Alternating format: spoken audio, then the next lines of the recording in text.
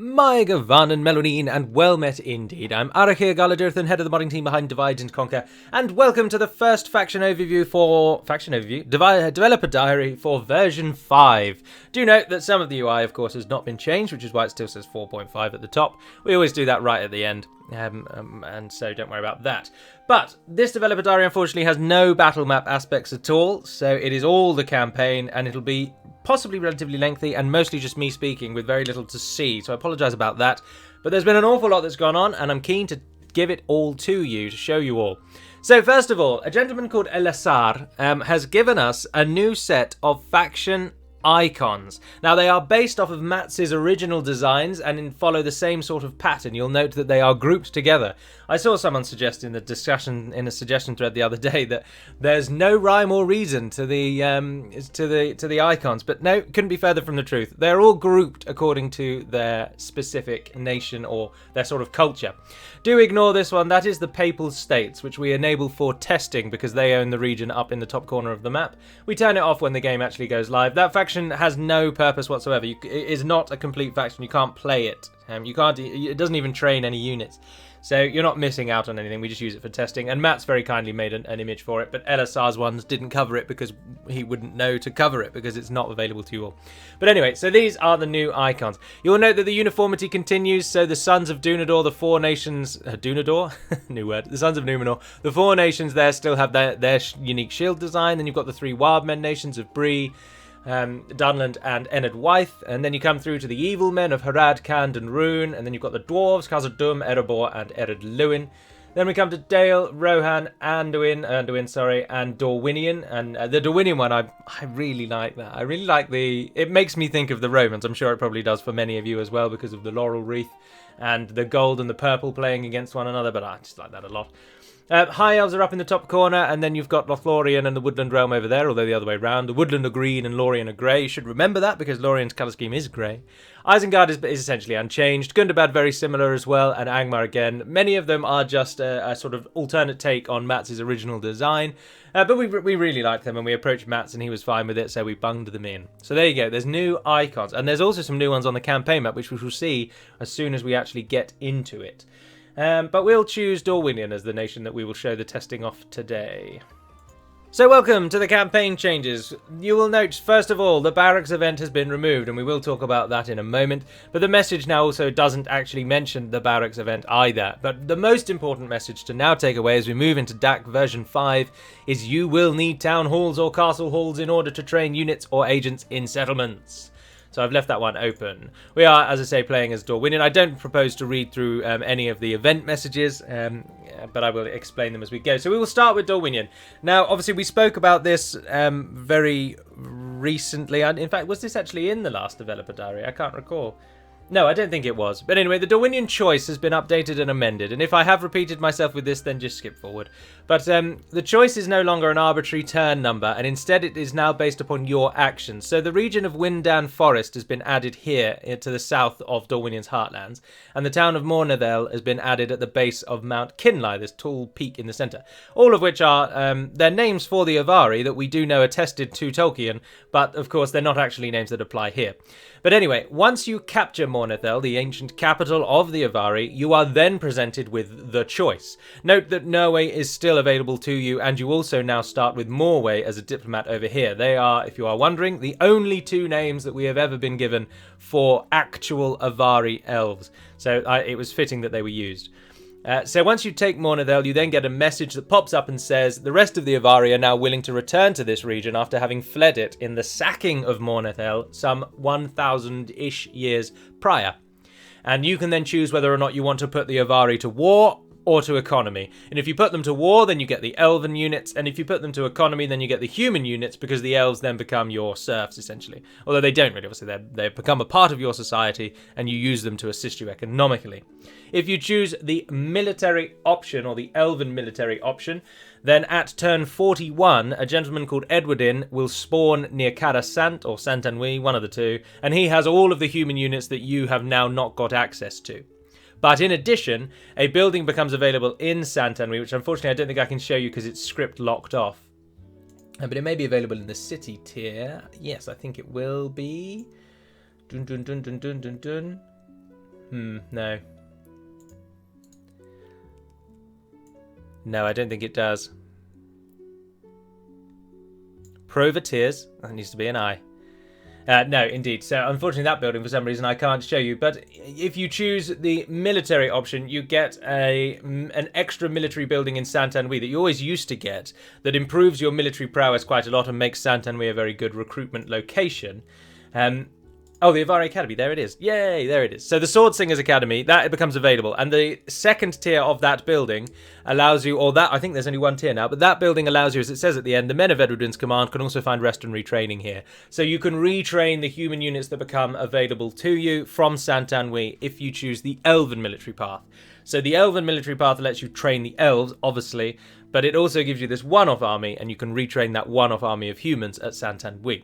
Similarly, in the reverse, if you choose the elves to go to the economy, and then thus you train the human units, then you get something called the Dunedain Palace, which we did just see listed there, which we can show you.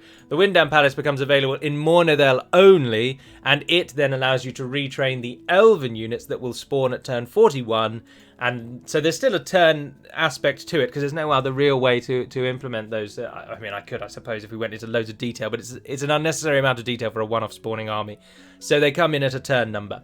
So at turn 41, if you've chosen human, you'll get an army of elves led by Avalyn, and they can be retrained in Mornedel. And that is now the way that the script works. So you're no longer choosing Avari or choosing humans.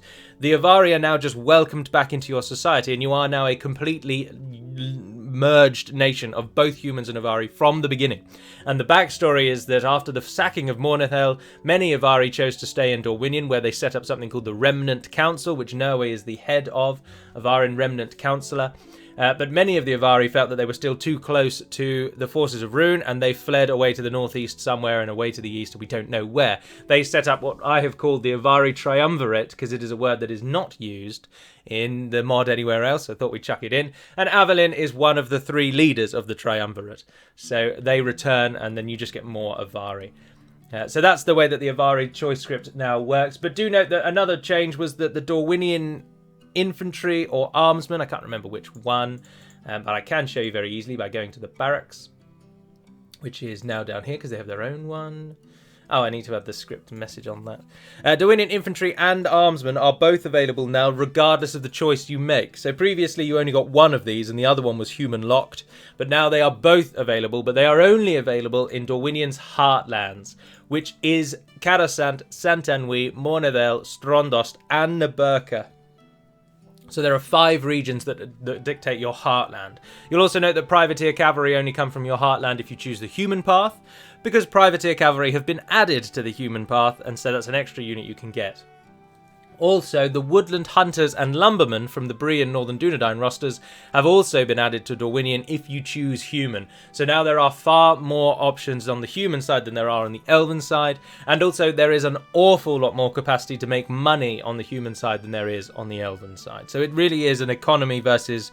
there's an economy aspect to the human choice that gives it at least some appeal. Many people have frequently commented that the elven choice is a no-brainer, why would you ever choose the humans? So we've tried to create a better disparity between them so that some may go one way or the other. I think that's it on the Dorwinion choice. Nothing else to mention. All of the traits and ancillaries and everything have been updated to reflect this sort of new lore that I've written for Dorwinion. So hopefully there isn't anything that harkens back to the older days of the lore. So it should all be there. It should all be ready to go.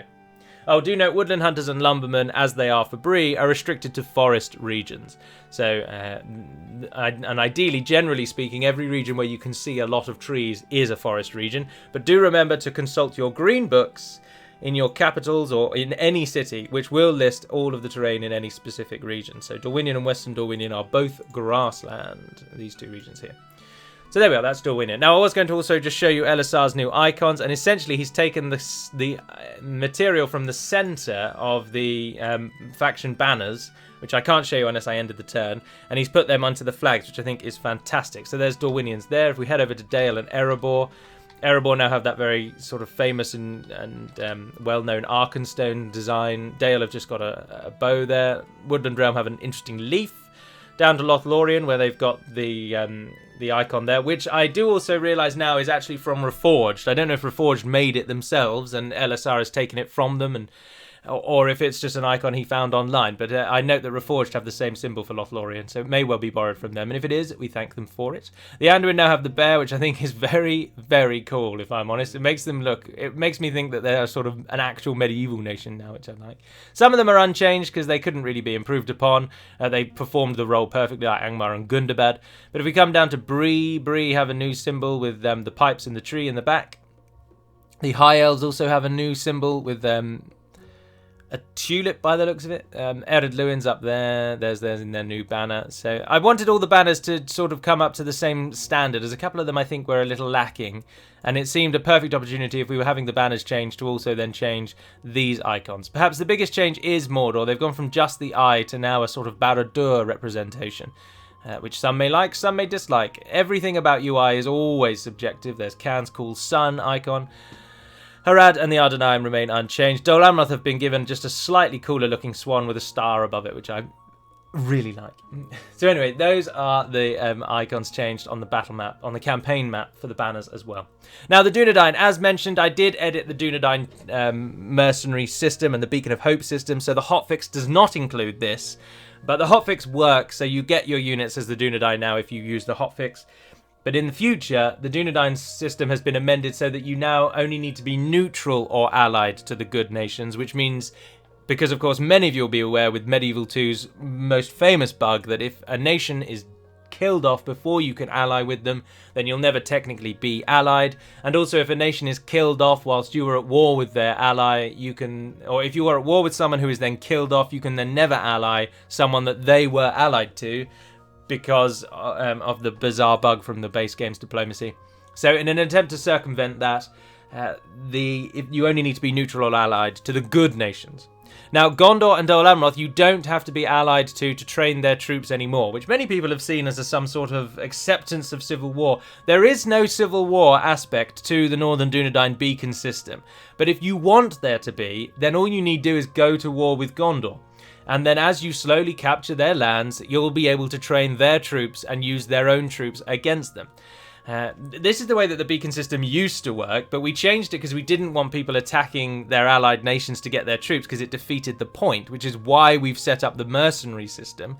But in Gondor and Dol Amroth, it seemed two key factors. Number one, they are so far away from the Northern Dunedain that by the time you arrive down here, you will almost certainly have likely won the game. They will either be destroyed or on their way out, and you're not going to be too concerned about just trying to get some mercenaries. You'll be wanting to train their units properly. So if you come down here and Gondor are standing in your way, you can now have you can now attack them but still get their troops, and thus for your own sort of headcanon, you can play it out as a civil war, that the king is returning and they're rejecting him. But primarily it is just so that once you get down here, it's easier to get their troops. That's the main reason. We want you to be able to get their troops. So we've made it a bit easier. The evil nations remain unchanged. So at Dunland and Enedwaith, you can train their troops no matter what, whether you're at war, allied or neutral. And in Harad, the Ardenaim, and Khand and Rune, you can train their troops from their regions in exactly the same way that you can with Gondor. You don't have to have defeated them. You don't have to be neutral or allied. You can be nothing. But if you build a barracks in one of the regions that they used to live in, you will train their troops, regardless of whether or not you captured that region from them or from someone else. So that remains unchanged. Also, the Dunedain can now once again train hobbits from the Smeals building if you capture a region with hobbits in, primarily because why wouldn't they? I mean, if this is a weird alternate universe where the hobbits are actually rising up and fighting, which is something they never do apart from the single instance of the Scouring of the Shire and the Battle of Greenfields before that. So 2 points in history, and yet here we are with thousands of them on the field.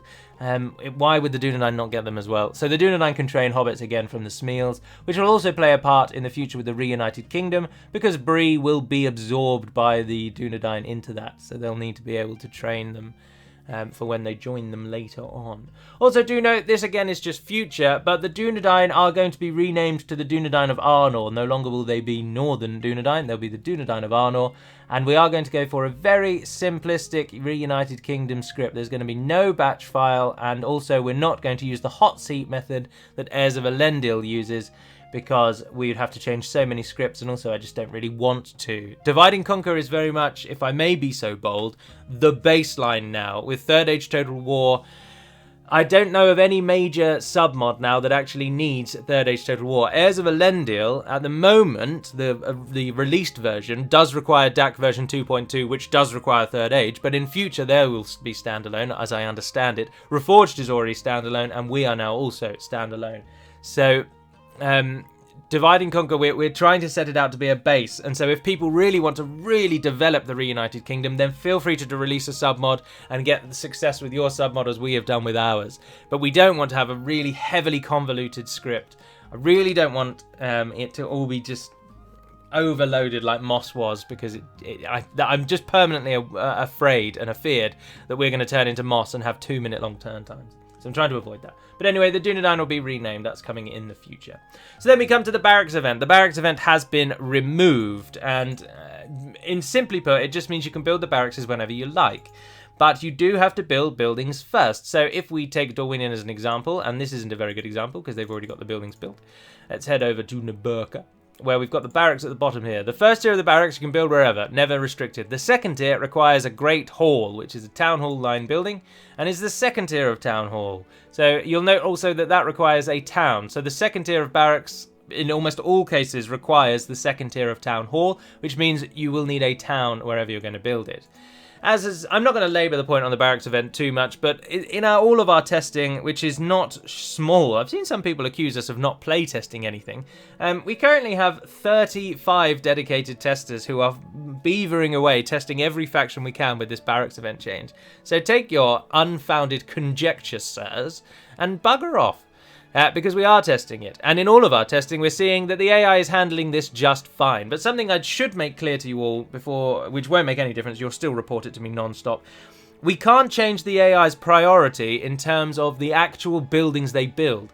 We can change their priority in the type of building they might want to choose, but absolutely bizarrely, the base game does not have a personality that chooses war.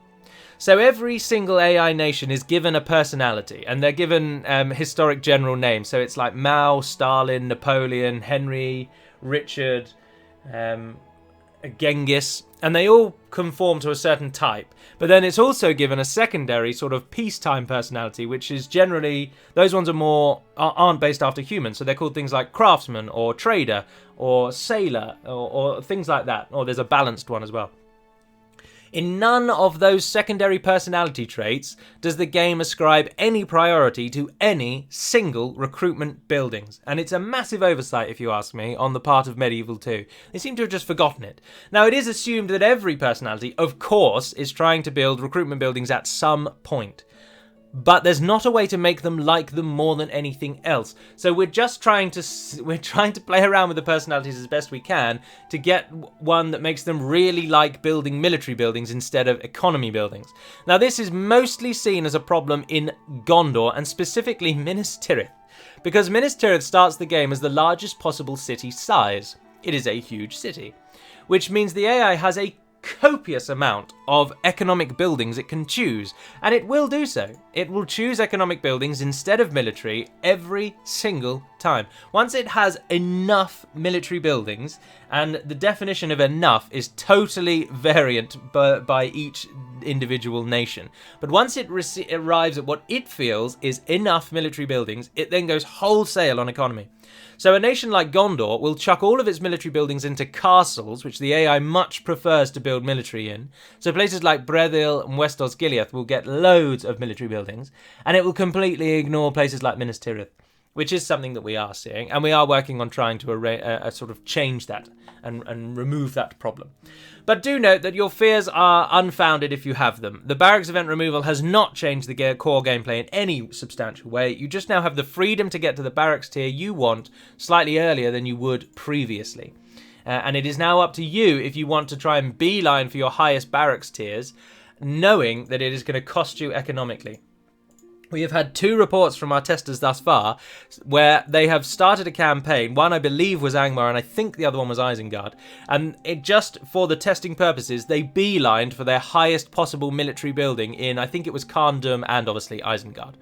And in both occasions, they came back and reported that they had to quit the game and start again because they completely ruined their economy.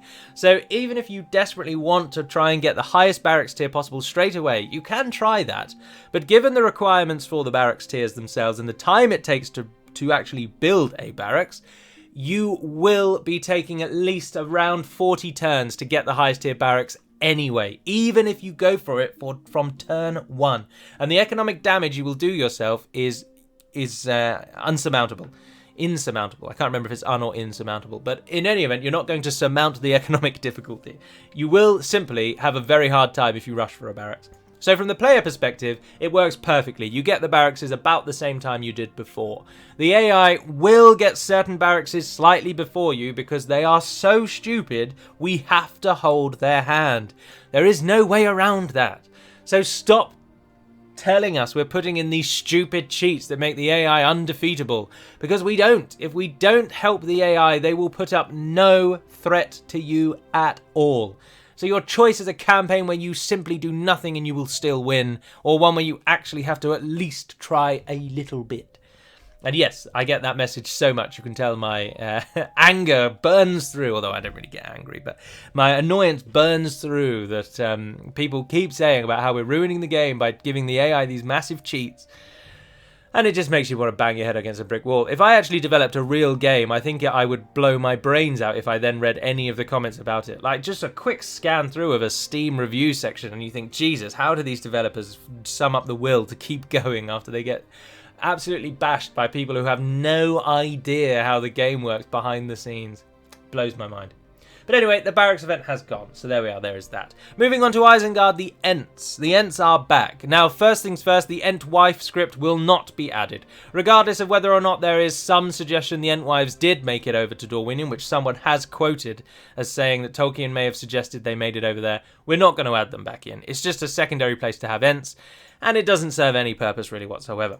But the Ent script for Isengard is back. Note that Fangorn Forest no longer has any Ents in it at all because it screws up with the AI, and so lesser of two evils, we've just had to remove the Ents. But note that Treebeard does still start down here, ready to come back and attack you. And unfortunately I can't look at him. Oh, actually, is the Perfect Spy still on? Let's have a look. I can't remember if it is. Fine Regent Houghton, how are you doing? Let's go over to Mistrand. Yes, Perfect Spy, perfect. For the testing, we've enabled Perfect Spy, so I can show you the garrisons. I should have done that off screen, sorry. But Treebeard comes with a ton of Ents, and he also comes with a new unit called an Ent Catapult, which was your options were either an Ent Catapult or having Ents climb ladders, siege towers, and manning the ram that attacks the wall, and I just thought the Catapult was a better way. We had a unit space, so why not? So an Ent Catapult now exists, and they will attack you and they will destroy you. That is the army that comes for you. It is very, very hard to beat.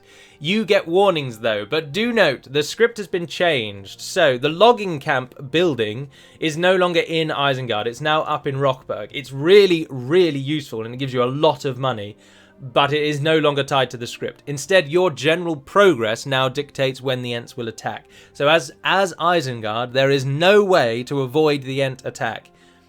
And that is on purpose, because previously the Ent attack will take Isengard unless you really, really prepare for it and have the best possible army you can, and even then you'll need some real fluky success to bring them down. Probably destroying their catapults, actually, because that would work, and then they won't be able to attack it, and then they'll just be roaming around Isengard for the rest of the game.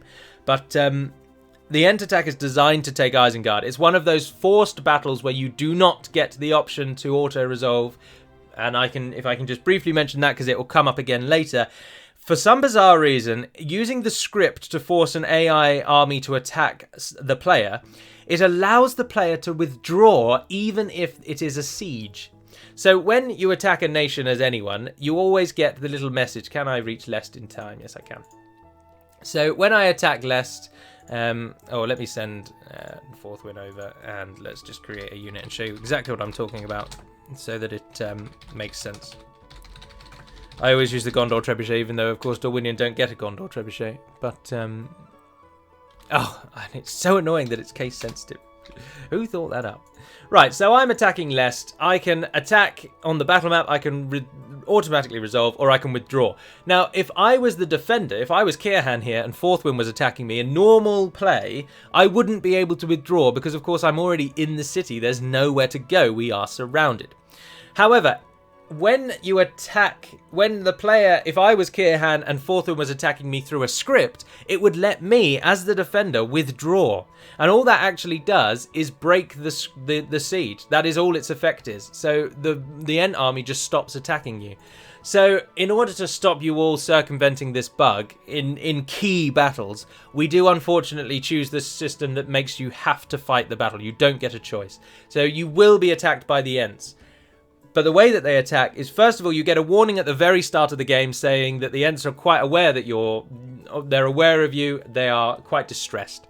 Then when you take 4 regions, there's a second message that warns you that their stress is heightening and they're thinking about what they're going to do about you. Then when you take 8 regions, at the start of the next turn, after you've taken your 8th region, or 9th or 10th, you could take 3 in the same turn, but as soon as you pass 8 regions, the very next turn, at the start of your turn, you'll be attacked by the Ents. Which means if you know it's coming, you get some preparation. So if you know Edoras, for example, is going to be your 8th region, then prepare your garrison in Isengard, take Edoras, try and move anyone back that you can that might be able to get there, and then prepare, because the Ents will attack. If the Ents succeed in capturing Isengard, then it is renamed to the Treegarth of, I think it's Treegarth of Orthanc, yes it is, and it's renamed to that, and then you just have a job to take it back. The Ents should, hopefully, stay in Isengard, but we can't actually force them to do that because the game doesn't allow that. So Treebeard might stay in Isengard, but the rest of the Ents might come out, so watch out for that. But it is a very powerful army, and it is entirely designed to hinder you because, as any of you have seen from my Isengard Let's Play, and indeed anyone who's played Isengard, once you have defeated Rohan, the campaign holds no challenge and is basically over, and it's then just a case of, will you play on to get the ring script because that's fun, or will you just call it a day because you're only interested in victory and there's no challenge anymore? So, by attacking you about the 8th-ish turn, let us assume at the start of the game you're definitely going to get Eisenrun and Derwath, and maybe Bregnas. That's 4 regions there. Not everyone gets Bregnas though. I mean, I didn't get Bregnas in mine. I appreciate I'm not a fantastic commander, but many people won't get Bregnas. So then Foldberg would likely be your 4th. So you'd need 4 more regions after that. So you're talking possibly the Hornburg, Ginyard, Edoras, Onodrith. Most of Rohan will be gone, but they won't be utterly defeated. So it is designed to come in just before you beat Isengard. But it comes in at that 8 region requirement. So as soon as you get 8 regions, you get attacked. There's no way to avoid it. There is literally no way to avoid it. The battle is forced. You can't auto-resolve. Now, one thing that you could do, if you know that you don't want to fight it, you know you're going to lose, you can move your army out of Isengard. And then when they attack, there's no garrison, so they just automatically win. So if you do want to surrender without having to go into the battle just to then come out again, just pull your garrison out of Isengard and the Ents will win straight away. I don't want to actually show you how these scripts work because I do like an element of surprise to remain. So instead, I will talk through them now as I am doing, but I'm not going to actually show you how the script works. I don't like to take it that far. I mean, you may recall when I first did faction overviews, I used to not untoggle the fog of war, so you wouldn't even know where the regions around you were. But I realised that was a bad form. But I tried to keep at least some elements of surprise. So those are the Ents. Then we move on to just a few changes that are necessities that have arisen out of the Barracks event removal, specifically to Bree. The 3 Watchmen units that Bree get, their actual dedicated military units, now come from the Town Hall itself. Because remember, Bree doesn't have a barracks. Most of the units come from various thematic buildings like the market, the farm, the roads, and now the Town Hall. So the units all come from different buildings like that. And the Watchmen now come from the Town Hall. The Breeland Archer Militia and Normal Militia come from the farm now, and the farm gives you a recruitment slot as well as the Town Hall. So if for Bree alone, farms allow you to train units because you now get certain units in your farms. Also, the mercenary choice for Bree has been improved upon to try and make it again more disparity between the choices so that you may actually want to take the merc choice, because previously, like Dorwinion, the Northern Dunedain choice was the no-brainer. It was the better way to go. So instead, you can now get Dorwinion's Regent Bowguard from the Bree mercenary choice, reflecting the fact that Dorwinion is very much a sort of mercenary-based nation anyway. They're like the mercantile nation, if you will, and so some of their units being sold off to fight in other nations is not outside the bounds of the Dorwinion that we've created. Additionally, if you choose the mercenary route, your ballista and catapult are swapped out for the dwarven versions of those two things. So Bree now get access to the dwarven catapult if they choose the mercenary choice, which is a real fantastic boost. The dwarven catapult is insanely overpowered, and many times I've wondered about whether we should drop its power, but given that the dwarves get no cavalry, it is one of the best ways to kill mass units. And it fits with their theme of having no cavalry. I note that people constantly go on about how the dwarves should have cavalry, but I note that Total War Warhammer didn't give the dwarves cavalry, and no one seems to be moaning about that. So why does that one get a pass, but Lord of the Rings should be ruined with dwarven cavalry, I ask you. That's rhetorical, don't answer that. Right, so that's the little changes to Bree. There's only 2 more major scripts and then a few miscellaneous things. First of all, the Buzzard-dum reclamation, which I will be showing you firsthand in the Ered Luin campaign I hope to kick off in 2 days' time. Buzzard-dum reclamation runs alongside the ring script for Ered Luin, and it affects both evil or neutral and good choices. So it doesn't matter what you do with the rings, that is totally a sideline. The script is completely independent of the ring script. At the very start of the game, well, it's not the start, but at turn 10, all of your UI will turn off and you'll get a very cinematic, slow approach down to Buzzard-dum. The camera will pan down here and show you Buzzard-dum. And then a message will pop and say, we should go back and reclaim Buzzard-dum because that is where the great vaults of Beleriand are stored. So essentially I'm taking some liberties with the lore and writing this sort of alternate aspect of dwarven society, and what I am saying is thus: Belegost and Nogrod, as we all know, and as on every single map bar one, were around here, and both of them were utterly destroyed at the fall of Beleriand. They not only were they just ruined because the earth was changed, but they are actually gone. The place that Belegost and Nogrod resided is now beneath the Gulf of Lune, or indeed in ruins underneath the ground here. So they're gone. They don't exist anymore. But what I've suggested is that in time before the destruction of Beleriand, the dwarves were able to flee with most of the treasures, wealth, weapons and arms of Belegost and Nogrod, and they fled south to the land that they then claimed as Buzzard-dum. And beneath the southern chain of the Blue Mountains, they built what is known as the Great Vaults of Beleriand, which is a absolutely huge labyrinth-style vault structure built beneath the earth to house all the treasures of Belegost and Nogrod until such a time as the dwarves could recover and use them again. However, over time, with the earth getting used to its new situation with Beleriand sunk beneath the sea, certain vaults were lost over time and the dwarves were slowly dwindling and weren't able to reclaim these vaults. And then, of course, the great cataclysm of the downfall of Numenor at the end of the Second Age shook the very foundations of the earth themselves, and the vaults were then utterly lost to the dwarves altogether. This also then coincides slightly with the dwarves then leaving the southern Blue Mountains altogether, and moving some to the north, of course, and then others to Khazad-dûm, and then the south becomes abandoned. And you are returning to Buzzard-dum in order to find these vaults and reclaim them. So at turn 10, you get the message that passes you down and says, go to Buzzard-dum. You can then go there at any turn. You could wait until the ring script is done, or you can build an army straight away and head south. Buzzard-dum might be owned by someone else, and you'll have to either buy it or capture it from them. Then once you've captured it, there are 2 buildings inside that you are then able to build. So first of all, there's a building called the Crumbled Vaults, and there it is, deep beneath the mountains, blah, blah, blah, yada, yada, yada. It explains the backstory. And you can upgrade that building twice at great expense. It takes 12 turns, or 8 turns, sorry, for the first upgrade, which is called the First Expedition. And I've divided the vaults into 2 tiers. So the first expedition takes you to the first tier. It takes 8 turns, and it costs 10,000 gold coins. At the end of that, you get a little message that there's perhaps something else down here that we aren't quite ready to deal with and we should be very cautious of. Then you can build the second tier, which is called the Great Vaults of Beleriand, and it allows you to rebuild the building properly. And that takes 12 turns and costs 12,000 gold coins. And once that building is built, you then get the warning that something has awoken and is on its way out. A great horde of goblins are coming, and they are led by a great shadow and flame. And then at the start of the next turn, an overwhelming army of 2 banner armies with 20 units in each, led by the Balrog. Sorry, let me rephrase that. Led by a Balrog, attacks Buzzard-dum. And again, this battle is forced. You do not get to auto-resolve it or withdraw, which is the same bug I mentioned with the Ents. So you have to fight. And then, once you do, you will almost certainly lose the settlement. If you don't lose the settlement, the script ends there. You are rewarded with a... the reward is the Great Vault building, which gives you 850 gold coins per turn, meaning it only takes about 10, just over 12 turns to pay itself off. It's a very useful building. And we also give you a new unit called the Beleriand Honor Guard. Of course, Beleriand applies to the entire province, but you can't call it the Belagost and Nogrod Honor Guard because that's a really long name. So instead, just Beleriand Honor Guard.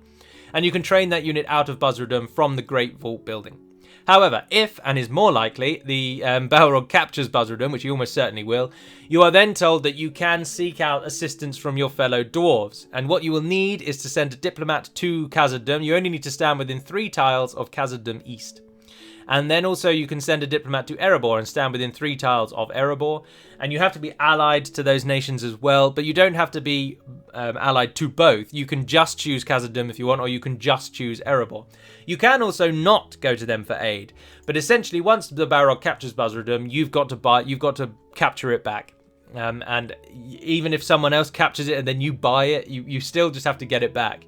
And once you do, then the script ends. But as I say, in order to help you get it back, you can go to Khazad-dum and you can go to Erebor, and then 2 armies will spawn, depending on if you go to both of them.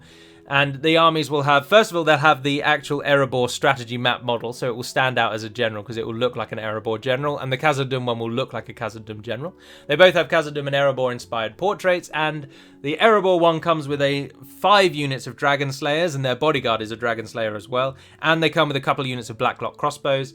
The Khazad-dum unit comes with 5 units of Khazad-dum Reclaimers, with the bodyguard being a Reclaimer, and they also come with some Hithaeglir Beast Hunters. So they are the best units from those nations that at dealing with a Balrog, because of course remember the Balrog is just an elephant. And so, oh no, it isn't anymore. It's a troll now. It's a troll. So armor-piercing units are what I've tried to give you, real killers. Like, obviously the best unit from Khazad-dum really is the First Legion, the Pike unit. But Pikes don't get a bonus against trolls. Armor-piercing is the best way to deal with trolls. So you get some reinforcements from the dwarves, and then you can pull your 3 armies together, head south, and capture Buzzard-dum. The dwarven units that come from Khazad-dum and Erebor, they are not trainable by you, and they are not retrainable by you either. Once they are dead, they are dead. So use them to the best of your abilities. And that's it, and then the script ends. It's a very simple little script. The reward is just a new unit. There'll also be some traits and ancillaries that I know Rohur was already working on before the script has gone in. They might not be ready by the time my Ered Luin campaign starts, but I'm just going to primarily show you what the script is for in that campaign. But the rewards are some ancillaries, some traits, a really good money-making building that makes up for the corruption you might face by having Buzzard-dum so far from your capital. Although it's not that far, really, is it? But also, primarily, the script is about flavour. It's just an extra addition to what was one of the game's worst factions in terms of fun, because they were so boring. And now they have 2 unique scripts. In time, the script will probably be extended to Khazad-dum and Erebor, because why not? They would be able to reclaim it as well. They are also descendants of the dwarves of the First Age. So, although they're not descendants of the dwarves of the First Age, obviously. But all dwarves are together. Why would they not be able to go to Buzzard-dum and claim the vaults? But of course, an Erebor or Khazad-dum player is very unlikely to ever do that. But in future, you may get the option to. So that's the Buzzard-dum reclamation. Now, the final script, so that was a really weird way of saying reclamation, wasn't it? The final script, before we deal with the final miscellaneous, is the Corsair invasions. And I won't go into this one in too much detail. It's very straightforward. Simply put, the Corsairs no longer attack Gondor or Dol Amroth. That aspect of the invasion is completely gone. So the Ardenayim no longer attack either of these. That is cut. But they will attack Mithlond. There's a couple of aspects to this. First of all, you get a warning message at turn 65. And then 10 turns later, you get a warning that they're coming for Londare. If the AI owns Londare, then you just get a cinematic that shows you the Ardenayim capturing the town. And then it then reverts to a rebel town, suggesting that the Ardenayim have sacked it and they're moving on. And so then a few turns later, you get a warning saying they're definitely coming for you. And then a dice will roll and one of 4 things will happen. Number 1, they will attack Mithlond only. Number 2, they will attack Harlond, then Mithlond. Number 3, they will attack Forlond, then Mithlond. And number 4, they will attack Harlond, then Forlond, and then Mithlond. The armies that attack Forlond and Harlond, regardless of under which path, are made up of very inferior troops, and you will likely be able to defeat those quite easily. The battles are also not forced, so if you really want to cheese the system and do the withdraw thing, then you can. But do note the Ardennes will still be knocking around your territory, and you will have to kill them eventually. But the armies that attack these two are made up primarily of Azrazair Marines and Rosadan units, so a lower tier. The army that attacks Mithlond is made up of the Ardennes elites and is designed to be a real challenge. You do get warning, and one side effect though is because because of the limits of the game, the scripted attack armies have to appear out of thin air. We cannot do anything different, for various reasons I won't go into. So even if you've built the single greatest navy in the entire world, I have written the message to suggest that no matter how good your navy is, the Ardennes armada that is coming for you is better. So you are not going to be able to defeat them by having a navy. Also because we are bound by the limitations of the game, and there's not much I can do to stop them coming. Checking how many admirals you've got or something like that, it's not worth it, to be honest. So the attacks will happen. Unless we've now given you, as the player, a way out. And that is if you own Londair when the Ardennes army attacks it and you beat them at Londair, it ends the script there. But do note that the Londair army is as powerful as the Mithlond army. In fact, it's identical to the Mithlond army.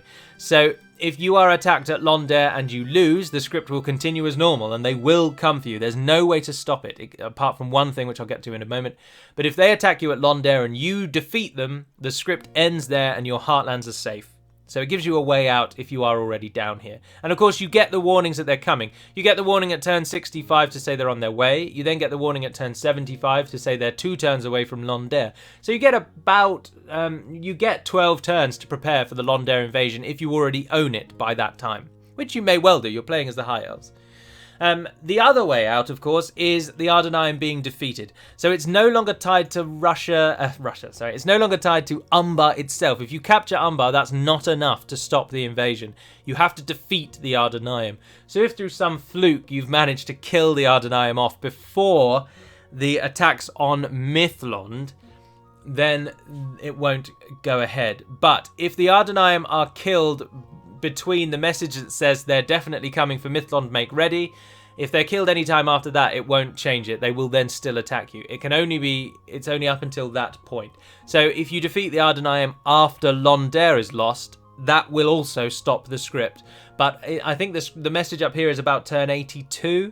And at that point, once you get that message that says they're definitely coming for the Gulf, make our land defenses ready, after that message, you can't defeat the Ardennes anymore, so you must defeat them before that. So essentially, if you defeat the Ardennes before turn 82, you won't be attacked by the script. So that is it. It gives you more warning as the elves that they're now coming. The messages have all been updated to reflect the fact it's the Ardennes and not the Corsairs. So even though I keep mentioning Corsair, I have written that out of all the messages. The UI images have also been updated, so they don't all use the same exact black ship icon that they used to use before. And you get more warning, but you also now can get attacked in more locations, so watch out for that. The script is still applicable to the AI, and they still suffer from the same 4 options. The AI could be attacked in all 3 locations or possibly just Mithlond. So it does apply to the AI. The only way it won't attack the AI again is if the Ardennes are defeated before turn 82. So if you're playing as Dol Amroth and you feel particularly keen to save your elven brethren and you take out the Ardennes, there will not be an attack on Mithlond. So that is the Mithlond invasion. It makes it a lot harder for a campaign that is otherwise, again, like Ered Luin, doesn't have anything going on. And now you've got to defend your actual heartlands. There's messages as well that pop up to say we've won or we've lost. So you do get a little bit more thematic. Previously, if the Ardennes attacked you and took Mithlond, there was nothing. Whereas now there are messages that say, yay, we beat them, or no, we've lost, we've got to go back. So there we are. That is now also in the game. Lots of scripting events coming into the game. And then just to end, some miscellaneous changes. So first of all, the Anduin now has been requested by many people. Start the game with a single boat. No one else can build boats or even hire boats on the Anduin, which gives the Anduin faction their own, as Hummingbird called it, their own private highway. So you can now sail your troops up and down the river as you see fit, and no one will ever be able to take that boat away from you. And given that admirals don't age and die because they're actually just a unit, you will always have that boat, so it never goes away. which is useful. But do note some of your units may run into the boat if they are retreating. So if you ever do have an army retreat and you don't know where they've gone, sometimes do just check out your little admiral there. He might have some troops in him. Secondly, Beirig, the main city of Dunland, has now been made a keep rather than a village, just to help Dunland in terms of troop production, because castles are super favoured by the AI. Also, all of the messages that pop up to say the leader of this faction is dead. Some of you will have noted previously that the message was too long for the scroll, and it wouldn't actually, you wouldn't know which nation's leader had died, and it would also name the actual leader's title, even though many of them have changed. So I've simply reworded them all to say a variation on something like Angmar's leader is dead, or Moria's leader is dead, or Erebor's leader is dead. So they're all just really straightforward now. You know who's died. So that's better. Also, all of the typographical errors that have been listed in the typo thread on the DAC Discord have been added up until the 10th of May. So anything reported before the 10th of May has been added. So there's a lot of text fixes that have gone on. The biggest text fix is it's. The difference, of course, between the possessive and a conjunction, it is conjunction, isn't it? Contraction. It's, of course, I'm not going to give you a lesson on how English works, but there were lots of instances of the wrong it's with the apostrophe its, where it shouldn't be apostrophe its. So those have all been changed. And also, one of the biggest changes is Nazgul. Nazgul, like Pokemon and sheep, is plural and singular in the same word. So Nazguls is incorrect, unless it belongs to a Nazgul, like a Nazgul's horse. Then it's correct. But if there's more than one Nazgul, it's simply Nazgul. And if I can say Nazgul some more, I shall say Nazgul some more, because Nazgul has been renamed to make sure there's no incorrect Nazguls. So that's also gone in. Next up, Lothlorien has been given a free extra fort on the western side, which has been requested for a long time and allows you to protect the west a little easier. If, I don't know, you've got a genocidal Khazad-dûm coming for you down the mountains, you can stop them out there. The turn 1 auto-expansion army of the High Elves, if you are playing as Angmar, has been drastically reduced in size, because we've had a couple of reports of Angmar players getting defeated by the fact that the High Elves are now way more active than they were before. We're seeing excellent activity from the High Elves, and they're now actually a part of the game, much to the detriment of Angmar players who now have another enemy to fight. So the High Elves have been slightly weakened if you're playing as Angmar. If you're playing as the Dunedain of Arnor, then Angmar has been weakened slightly in the auto-expansion as well, because they really come for you. Angmar, out of the Barracks event, just if you're interested, Gundabad and Angmar are the two nations out of the Barracks events that have completely turned on their head and have become absolute powerhouses. And we don't really know why, to be honest, but all we can try to do is balance them a little better and make it so that they aren't powerhouses. But they became insane. Angmar absolutely painted the north of the map, and the dwarves could not do a thing about it. It was the story of Angmar. It was unbelievable. And also, Gundabad were frequently taking down Thranduil's halls. They were so out for elven blood. It's been such a fantastic time. So many interesting changes. Lastly, the final thing for today, the tavern building line has been cut down to only 2 buildings. So, as I was mentioning, the AI really favours economic building, so it kept building the tavern, even though it didn't really have any purpose whatsoever. So, we've restricted it now to simply 2 buildings, and it gives you a nice economic bonus at the 2nd tier. It allows you to train your spy, and that is it. There is no longer a 6-chain building tree when it had no purpose. It served literally no purpose. So it's gone, and that should help us, at least with the AI a little, as they won't bother trying to build all these inns. So there we are. That is Developer Diary, I believe, number 30, actually, which is quite apt for as we move into the first Developer Diary of version 5. Although I think 29 was technically the first, but I didn't include it as the first, because this will be the first one with a new thumbnail text font. But that concludes. So I do hope these changes seem interesting to you and that you're keen to test them out. The Reunited Kingdom is still to come, but it is on the list. It should be in the next few weeks, I would have thought, with the activity level we've got going on. And also, one of the key things we want to bring is, of course, the Nazgul, giving them much more thematic units. And I do mean units. Unless there's some real pushback, I'm planning on changing the Nazgul's bodyguard to actually reflect what they are. So, for example, Gan Altan, who was a Kandish warrior, will now have a Kandish bodyguard. and Balaknar, who was a Haradrim warrior, will have a Haradrim bodyguard, etc., etc. So I'm hoping to bring that in, because I just think that would be cool, and it would be infinitely cooler than them all being one of either Temple Knights or Temple Wards. I think it would be much better.